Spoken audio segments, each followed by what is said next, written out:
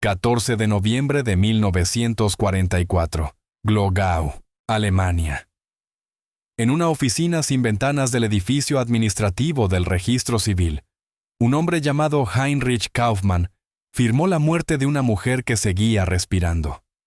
No fue crueldad, no fue sadismo, fue papel, tinta y la lógica implacable de un sistema que necesitaba cerrar expedientes antes del colapso. Eva Rosenberg Weiss, 27 años, judía, historiadora formada en la Universidad de Glogau, declarada muerta por causas no especificadas, sin cuerpo recuperado, sin testigos, sin sepultura, solo un número de protocolo archivado entre miles de otros nombres que ya no requerían confirmación. Durante 30 años aquella muerte existió sin hacer ruido. Sobrevivió a la caída del Reich, a la reconstrucción, a los juicios de Nuremberg, a las comisiones de memoria y reparación, hasta que en 1974, un hombre que no buscaba nada encontró un error imposible. No era una confesión, no era una carta póstuma. Era un formulario administrativo olvidado, seco, tardío, irrefutable, que probaba que la mujer declarada muerta en 1944 había continuado existiendo bajo otro nombre. El archivo no gritaba, pero cambiaba todo, porque si Eva Rosenberg Weiss murió ese año, entonces alguien firmó una muerte que nunca ocurrió, y alguien vivió 3 décadas cargando una identidad que oficialmente ya no le pertenecía. Esta no es una historia de escape heroico, es una historia sobre cómo el papel puede matar a alguien sin tocarla, y cómo otro papel 30 años después puede traerla de vuelta. Si esta historia te llegó al corazón, apóyala con tu me gusta y suscríbete para no perder los próximos videos. Si deseas convertirte en miembro del canal y acceder a contenido exclusivo, haz clic en unirse. Y si este video te pareció valioso, presiona el botón gracias para ayudar al canal a seguir creciendo. Cuéntame en los comentarios desde qué ciudad y país me estás viendo. Quiero saber desde dónde acompañas a quienes la historia quiso silenciar. En el otoño de 1944, el Reich alemán ya no administraba un imperio, administraba su propia desintegración. Las fronteras orientales se desmoronaban bajo el avance soviético, las ciudades ardían bajo bombardeos aliados que convertían barrios enteros en escombros humeantes cada noche. Y en las oficinas gubernamentales, los funcionarios civiles trabajaban contrarreloj para ordenar el caos burocrático que el régimen dejaba atrás. En aquel contexto, la vida y la muerte dejaron de ser acontecimientos verificables y se convirtieron en categorías administrativas. Desaparecidos, deportados, no localizados. Todos ellos podían ser archivados bajo un mismo eufemismo: fallecido por causas vinculadas al esfuerzo de guerra. Nadie preguntaba demasiado. Nadie verificaba. El sistema había aprendido que la eficiencia administrativa era más importante que la precisión humana. Y en un régimen que dependía del control total sobre cada ciudadano, el papel se había convertido en el instrumento más letal de todos.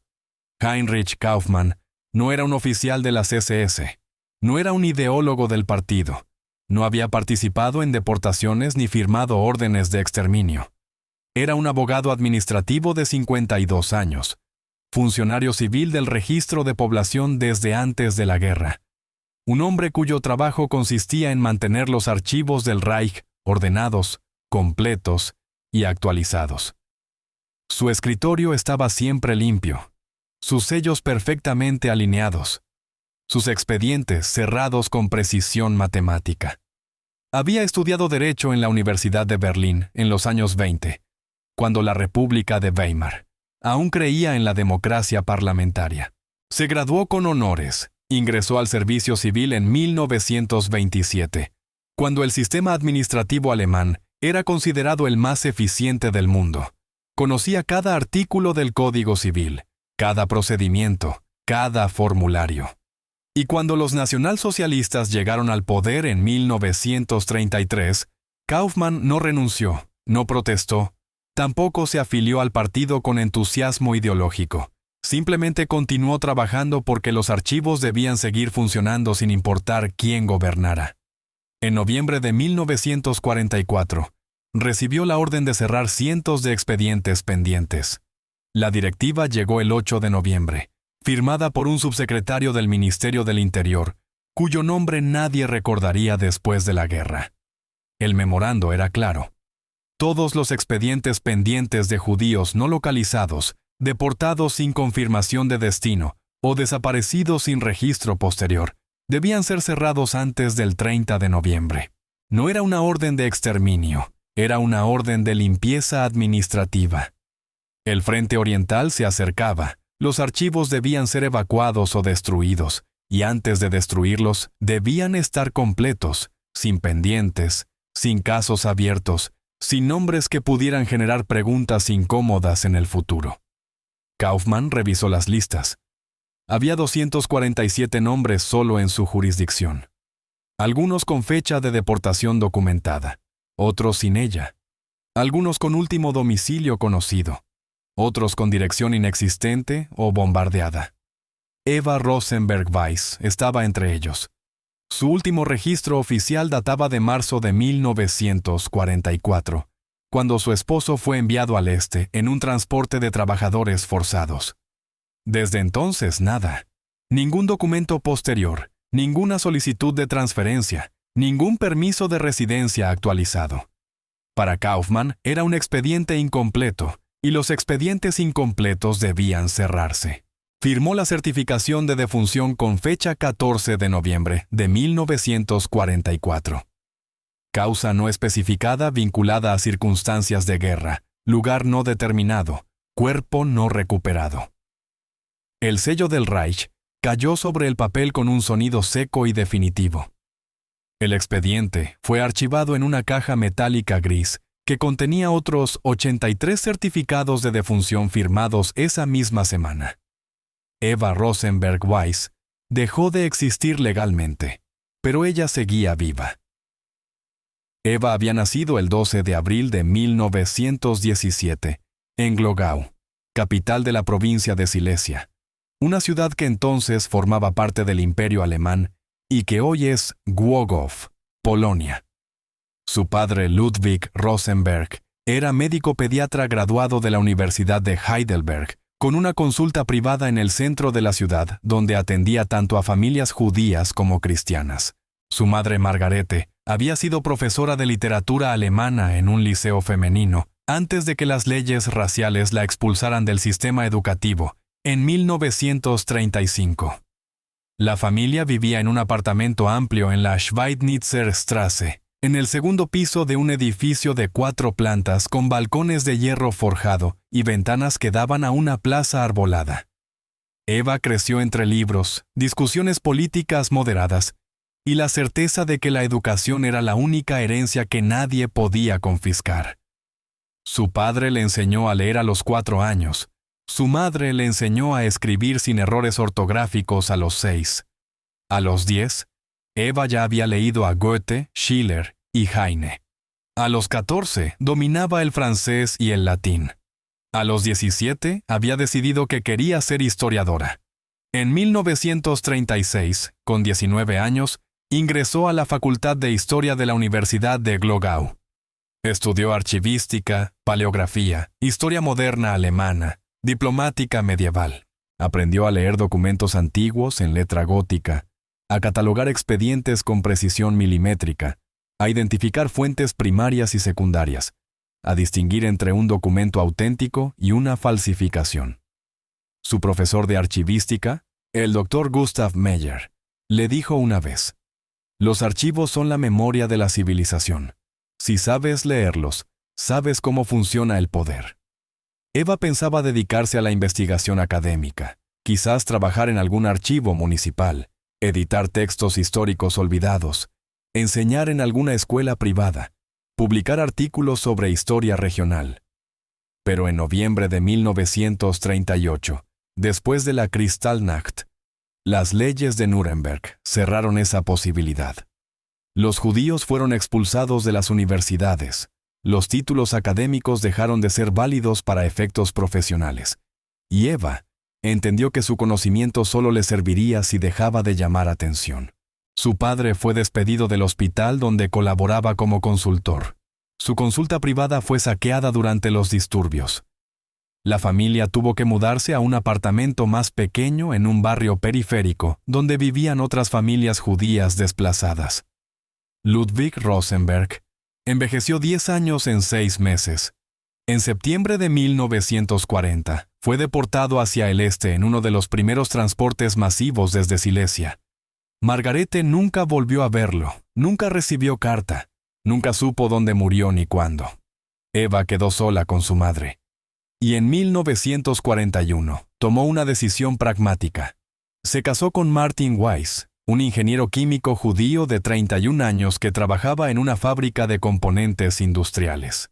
No era amor romántico, era estrategia de supervivencia. El matrimonio ofrecía cierta protección administrativa temporal, un apellido compuesto que podía generar confusión burocrática, un registro compartido que dificultaba el rastreo individual. Martin era metódico, con poco sentido del humor, pero con una capacidad extraordinaria para resolver problemas técnicos. No hablaban mucho, compartían el apartamento como compañeros de guerra más que como esposos, pero se respetaban y eso era suficiente. En febrero de 1943, Martin fue enviado a un campo de trabajo en la Alta Silesia, donde se necesitaban químicos para procesos industriales relacionados con la producción de caucho sintético. Eva no lo acompañó y quedó registrada como esposa de trabajador desplazado, lo cual le dio cierta inmunidad temporal contra nuevas deportaciones. Martin escribió 2 cartas. La primera llegó en marzo de 1943 y decía: «El trabajo es duro pero manejable, no te preocupes». La segunda llegó en julio y decía: «Si esto termina mal, no me busques». No hubo tercera carta. Eva quedó sola de nuevo, pero no inútil. Su habilidad para leer, copiar y organizar documentos la hizo valiosa en un sistema que dependía del papeleo obsesivo. Fue asignada a trabajos burocráticos menores: clasificación de archivos de población, transcripción de listas de desplazados, registro de cambios de domicilio forzosos. No era un privilegio, era una forma de supervivencia invisible. Trabajaba en oficinas secundarias, nunca en edificios principales. Copiaba nombres sin leerlos, archivaba expedientes sin preguntar, y aprendió algo esencial en un régimen totalitario. Ser útil sin ser visible es la única forma de sobrevivir. En octubre de 1944 fue trasladada a Oppeln, una ciudad secundaria a unos 100 kilómetros al oeste de Glogau, para trabajar en la reorganización de registros civiles que el avance soviético había dejado en caos. Miles de personas habían huido hacia el oeste, los archivos estaban incompletos, los registros duplicados, las direcciones obsoletas. Eva vivía en una habitación compartida con otras 4 mujeres desplazadas en un edificio municipal, reconvertido en alojamiento temporal. Comía raciones mínimas de pan negro, sopa de nabos y café de achicoria. Trabajaba 12 horas diarias clasificando documentos bajo la supervisión de funcionarios civiles, que ya planeaban su propia evacuación. Y entonces, el 14 de noviembre, su nombre apareció en una lista. Esa mañana, Heinrich Kaufmann llegó a su oficina a las 7 en punto como todos los días. Colgó su abrigo en el perchero, abrió la ventana para ventilar, encendió la lámpara de escritorio y comenzó a trabajar. Tenía 247 expedientes que revisar, 247 nombres que cerrar, 247 vidas que convertir en números de protocolo. No los leyó todos con atención, no tenía tiempo. Revisaba la última fecha de registro, verificaba si había documento posterior. Confirmaba la ausencia de cuerpo o testigos y firmaba. El proceso completo por expediente tomaba entre 2 y 5 minutos. Eva Rosenberg Weiss fue el expediente número 143. Kaufmann leyó el nombre, verificó la fecha. Última constancia en marzo de 1944. Buscó registros posteriores. Ninguno. Buscó confirmación de defunción. Ninguna. Buscó solicitud de localización por parte de familiares. Ninguna. Abrió el formulario estándar de certificación de defunción y escribió a máquina. Nombre: Eva Rosenberg Weiss. Fecha de nacimiento: 12 de abril 1917. Última dirección conocida: Glogau, Schweidnitzer. Straße 47. Fecha de defunción: 14 de noviembre de 1944. Causa no especificada vinculada a circunstancias de guerra, lugar no determinado. Firmó, selló, archivó. Siguiente expediente. No sintió remordimiento, no sintió duda. Era su trabajo. Y en noviembre de 1944, con el frente soviético a menos de 200 kilómetros, hacer bien el trabajo significaba cerrar expedientes, no salvar vidas. Esa misma tarde, Eva estaba clasificando documentos en el sótano del edificio administrativo de Oppeln, cuando escuchó pasos apresurados en el piso superior. Alguien gritó una orden en un tono que no admitía réplica. Las luces se apagaron de golpe, y una voz femenina apenas audible en la oscuridad le susurró desde algún lugar cercano. Si tienes algún lugar donde esconderte, este es el momento. Eva no preguntó quién hablaba ni por qué. Tomó su abrigo del respaldo de la silla. Guardó en el bolsillo un pequeño cuaderno donde anotaba direcciones y fechas, y salió por la puerta trasera que daba al callejón de servicio. Fuera el aire estaba helado. Era casi de noche. Las calles estaban vacías. Eva caminó sin correr, sin mirar atrás, hasta el único lugar que conocía fuera del edificio administrativo, la casa de la familia Kowalski. Los Kowalski eran una familia polaca que había trabajado como empleados domésticos para los Rosenberg años atrás, cuando Eva aún era niña. La señora Kowalski había sido cocinera en la casa de la Schweidnitzer Straße, su esposo carpintero. Habían regresado a Polonia en 1935, pero Margarete Rosenberg había mantenido contacto esporádico con ellos por carta. Cuando la guerra estalló y los alemanes ocuparon Polonia, los Kowalski fueron desplazados nuevamente hacia territorio alemán como trabajadores forzados y terminaron en Oppeln, en una casa pequeña en las afueras, trabajando en una fábrica textil. Eva no sabía si la recordarían, no sabía si la recibirían, pero no tenía otro lugar a donde ir. Tocó la puerta, esperó, volvió a tocar. La señora Kowalski abrió. Tenía ahora más de 60 años, el cabello completamente blanco, las manos ásperas por el trabajo manual. Miró a Eva durante 3 segundos sin decir nada. Luego preguntó en alemán con acento polaco: ¿Eres la hija de la señora Margarete? Eva asintió. La señora Kowalski la hizo entrar sin más preguntas. Durante 3 semanas, Eva vivió escondida en el ático de aquella casa. No salía, no hacía ruido, comía lo que le subían una vez al día, y esperaba sin saber qué esperaba. Luego, a principios de diciembre, cuando el frente soviético se acercó demasiado y las evacuaciones masivas comenzaron, los Kowalski la trasladaron a una granja en las afueras propiedad de un primo que necesitaba manos para trabajar la tierra. Eva trabajó como ayudante agrícola sin nombre, sin documentos, sin historia. Ordeñaba vacas, limpiaba establos, cosechaba nabos y esperó a que la guerra terminara. Cuando finalmente terminó en mayo de 1945, Eva no sintió alivio, sintió vacío. Sabía que su padre estaba muerto. Sabía que su esposo también. Sabía que su casa en Glogau ya no existía. La ciudad había sido bombardeada, asediada, conquistada por el Ejército Rojo. Sabía que Glogau ya no era alemana, que ahora se llamaba Głogów, que los alemanes que quedaban estaban siendo expulsados hacia el oeste. Y sobre todo sabía algo que pocos entendían en aquel momento: que regresar significaba exponerse, porque en el caos del posguerra los sobrevivientes judíos eran vistos con una mezcla de compasión, desconfianza y cansancio. Reclamar una identidad significaba abrir procesos legales, solicitar restituciones, enfrentar burocracias que no querían admitir errores, demostrar que habías estado viva cuando el Estado decía que estabas muerta. Y Eva, formada en la lógica de los archivos, entendió algo fundamental: que su muerte oficial era más útil que su resurrección. Adoptó el apellido de soltera de su madre, Brenner, y se registró como trabajadora desplazada de origen polaco-alemán. No era judía, no era perseguida, era simplemente una de los millones de personas que la guerra había dejado sin lugar. Consiguió un puesto administrativo en una oficina de correos en Cottbus, una ciudad fronteriza en la nueva línea divisoria entre Alemania Oriental y Polonia.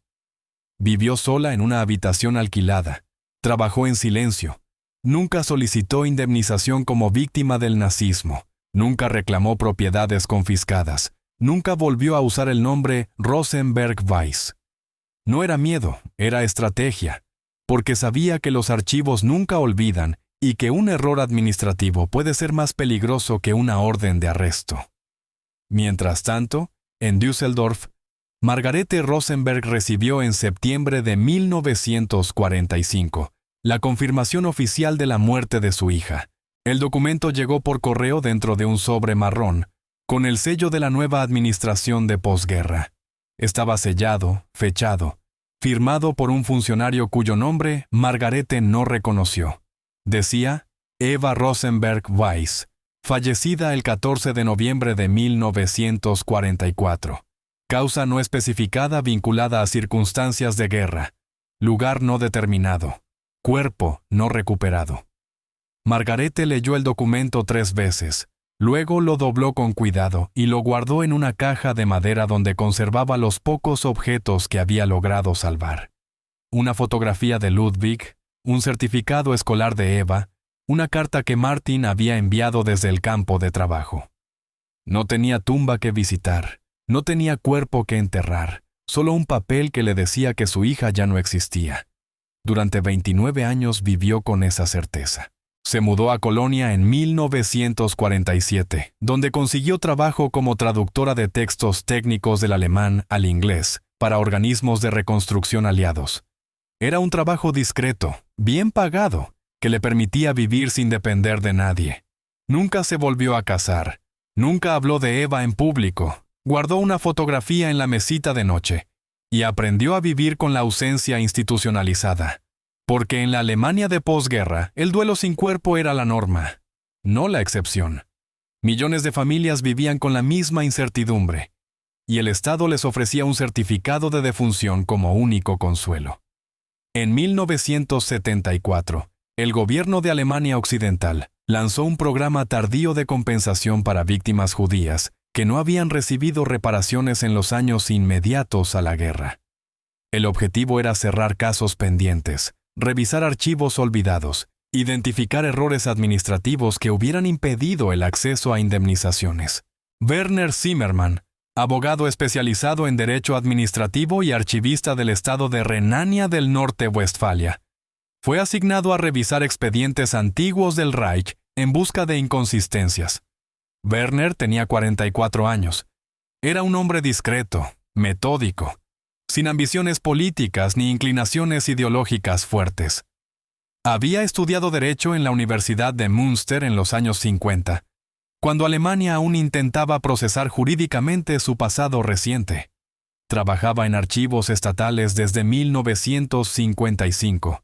Conocía cada procedimiento, cada formulario, cada sello. Hacía su trabajo porque alguien tenía que hacerlo.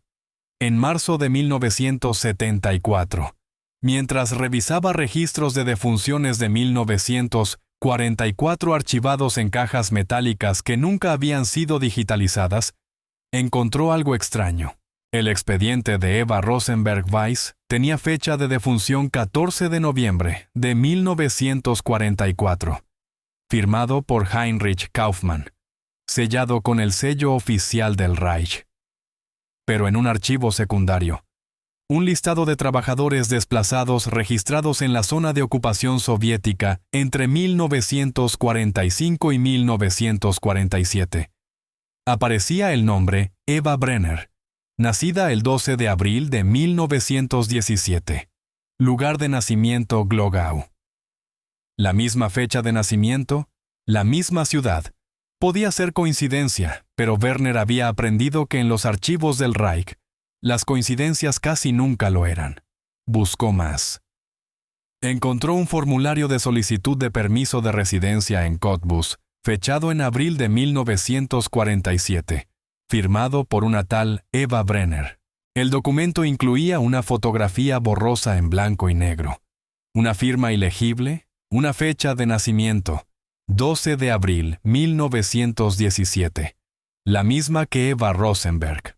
Werner revisó registros de empleo y encontró contratos laborales de la oficina de correos de Cottbus entre 1948 y 1973, declaraciones de impuestos archivadas en la administración tributaria local, fichas médicas del Seguro Social, todos bajo el nombre Eva Brenner, todos con fecha de nacimiento 12 de abril 1917. No era prueba suficiente para un tribunal, pero era suficiente para una investigación. Werner escribió una carta formal al último domicilio registrado de Eva Brenner en Cottbus. Entonces, no acusaba, no exigía, solo preguntaba con la formalidad burocrática que había aprendido en 20 años de servicio civil. Estimada señora Brenner, en el marco de una revisión de archivos históricos del periodo 1933 a 1945, hemos identificado una posible coincidencia entre su registro actual y un expediente previo a nombre de Eva Rosenberg, nacida el 12 de abril de 1917 en Glogau. Si usted es la misma persona, le solicitamos confirmar esta información para proceder con la corrección administrativa correspondiente. La carta fue enviada el 18 de marzo de 1974. La respuesta llegó el 9 de abril, escrita a mano en alemán formal sin errores gramaticales, con letra pequeña y precisa. Decía: Estimado señor Zimmermann, confirmo que soy la persona registrada bajo ambos nombres. Eva Rosenberg Weiss fue mi identidad legal hasta noviembre de 1944. Eva Brenner es el apellido de soltera de mi madre que adopté en 1945 por razones de supervivencia. Estoy dispuesta a colaborar con el proceso de corrección administrativa si es necesario. Atentamente, Eva Brenner. Werner leyó la carta 3 veces. Luego abrió un expediente nuevo y comenzó el proceso más extraño de su carrera: resucitar legalmente a alguien que había sido declarado muerto 30 años atrás. El proceso legal que siguió no fue rápido ni sencillo. Eva tuvo que presentar pruebas de identidad que ya no existían, testigos que ya habían muerto, documentos que habían sido destruidos durante la guerra o perdidos en las evacuaciones masivas de 1945. Werner Zimmermann cruzó archivos universitarios y encontró listas de estudiantes de historia de la Universidad de Glogau entre 1936 y 1938. Localizó certificados de matrimonio de 1941 archivados en registros civiles que habían sobrevivido a la guerra. Identificó registros médicos de Margarete Rosenberg que mencionaban a una hija llamada Eva, nacida en 1917. Contactó a la señora Kowalski, que aún vivía en Opeln, ahora Opole, Polonia, y que confirmó por escrito que Eva Rosenberg había estado escondida en su casa entre noviembre y diciembre de 1944. Solicitó informes médicos del Seguro Social de Eva Brenner y los comparó con fichas antiguas de Eva Rosenberg Weiss. Las huellas dactilares no coincidían porque las primeras nunca habían sido tomadas, pero las cicatrices sí. Una en la mano derecha por una quemadura infantil, otra en la rodilla izquierda por una caída en 1932.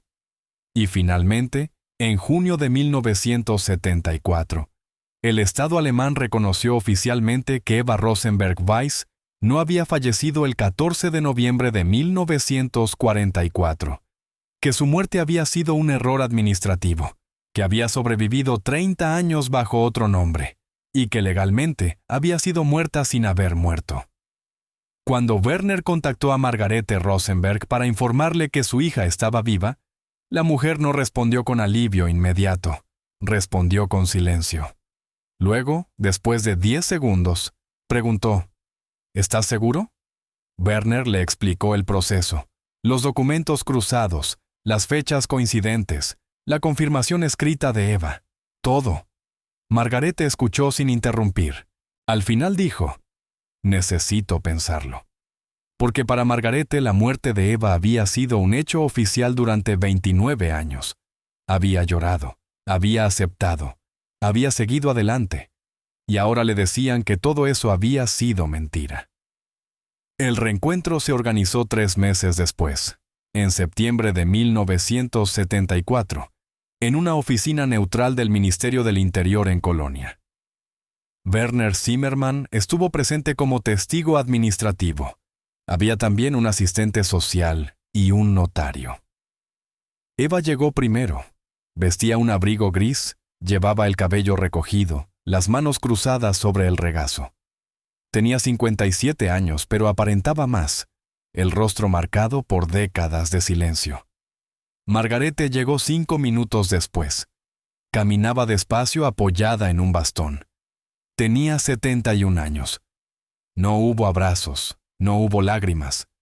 Solo 2 mujeres sentadas frente a frente, separadas por una mesa de madera y 3 décadas de ausencia institucionalizada. Margarete habló primero. Su voz era firme, controlada. «¿Por qué no me buscaste?». Eva respondió sin vacilación. «Porque pensé que sería más peligroso resucitar que seguir muerta».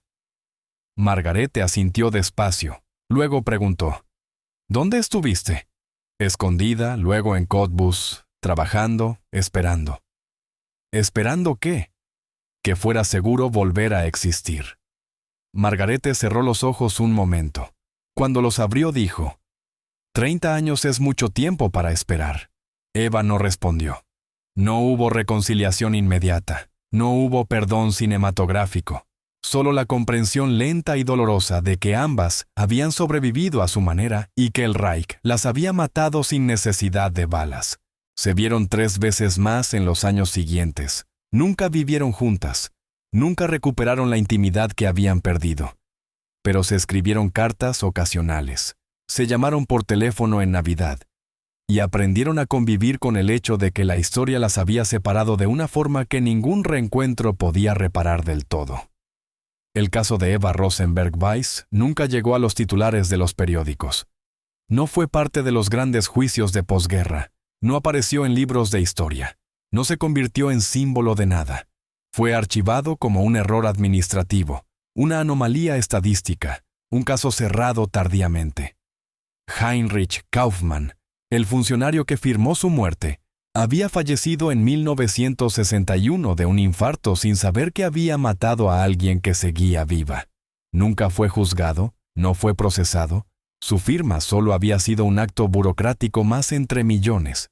Sus hijos, cuando fueron contactados por Werner en 1974, dijeron que su padre nunca había hablado de la guerra, que había sido un hombre discreto, meticuloso, que cumplía órdenes sin hacer preguntas. Werner Zimmermann continuó trabajando en el archivo estatal hasta su jubilación en 1989. Nunca publicó el caso, nunca dio entrevistas, nunca escribió artículos académicos sobre lo que había encontrado. Solo archivó el expediente corregido, cerró la caja metálica y siguió adelante con el siguiente caso. Eva Rosenberg Weiss recuperó legalmente su nombre el 12 de octubre de 1975, en una ceremonia administrativa sin testigos ni prensa. Le entregaron un nuevo certificado de nacimiento, un nuevo documento de identidad y un papel que decía: la certificación de defunción con fecha 14 de noviembre, 1944, queda anulada por error administrativo. No solicitó compensación económica. No escribió memorias, no dio testimonio público en ninguno de los programas educativos sobre el Holocausto que proliferaron en Alemania durante los años 70 y 80. Vivió hasta 1998 en un pequeño apartamento en Cottbus, trabajando como traductora de textos históricos del polaco y el checo al alemán. Traducía documentos medievales, cartas antiguas, archivos municipales. Trabajaba desde casa. Recibía pocos visitantes y nunca habló públicamente de los 30 años que pasó siendo oficialmente muerta. Cuando falleció el 3 de marzo de 1998, a los 81 años, Su certificado de defunción fue el primero que llevó su nombre completo desde 1944. Causa: insuficiencia cardíaca. Lugar: Hospital Municipal de Cottbus. Cuerpo entregado a sus familiares para sepultura. Fue enterrada en el cementerio judío de Berlín junto a una lápida simbólica de su padre Ludwig Rosenberg, cuyo cuerpo nunca fue recuperado. Margarete Rosenberg había muerto 16 años antes, en 1982, sin haber vuelto a hablar públicamente de su hija. Guardó hasta el final las 2 cartas oficiales que recibió del Estado alemán. Una que le informaba de la muerte de Eva en 1945 y otra que le informaba de su resurrección en 1974. Ambas estaban selladas, fechadas, firmadas. Ambas eran legalmente válidas. Ambas decían la verdad según el papel. Hoy, el expediente de Eva Rosenberg Weiss reposa en los archivos del estado de Renania del Norte-Westfalia, catalogado bajo la sección de correcciones administrativas tardías del periodo 1933 a 1945. No es un caso excepcional. Hay 418 expedientes similares solo en ese estado. Personas que fueron declaradas muertas por error, por conveniencia, por exceso de nombres y falta de tiempo. Algunas nunca fueron corregidas. Otras fueron corregidas décadas después, cuando ya no importaba demasiado. Porque el Tercer Reich no solo mató con gas Zyklon B en cámaras herméticas, no solo mató con balas en fosas comunes, no solo mató con hambre en guetos cerrados, también mató con papel, con tinta, con sellos oficiales, con la lógica implacable de un sistema que convirtió la existencia humana en una categoría administrativa que podía ser abierta, archivada o cancelada con la misma facilidad con que se cierra un expediente. Y a veces, ese papel sobrevive más tiempo que la verdad. Si conoces a alguien de tu ciudad y país cuya historia merezca ser contada, escríbela en los comentarios. Quizás el próximo héroe invisible sea el tuyo.